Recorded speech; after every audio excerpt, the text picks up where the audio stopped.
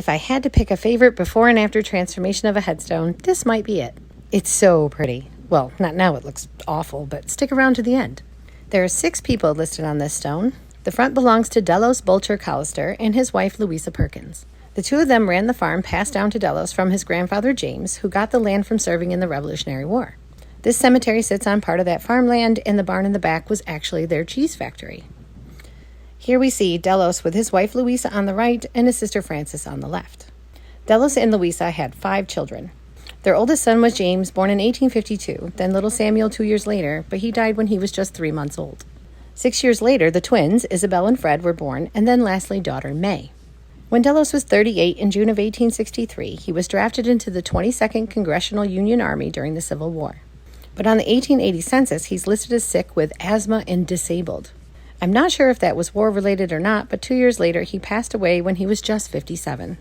Their daughter May died 2 years later in 1884 when she was 17, and 2 years after that, Mom Louisa passed away when she was 53.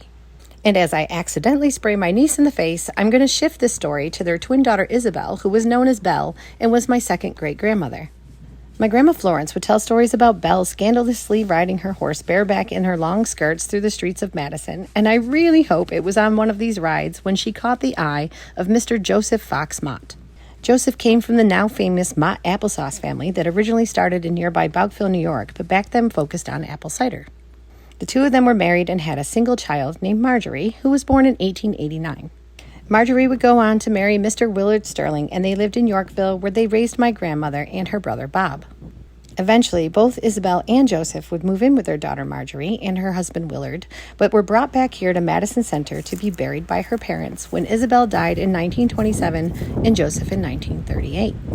I never got to meet Isabel and Joseph, obviously, as this was long before I was invented, but I still remember visiting Great-Grandpa Willard in Yorkville when I was little and being fascinated at how his fingers flew across the piano keys, and he even let us try his magical player piano. I feel very lucky that I inherited all of his sheet music.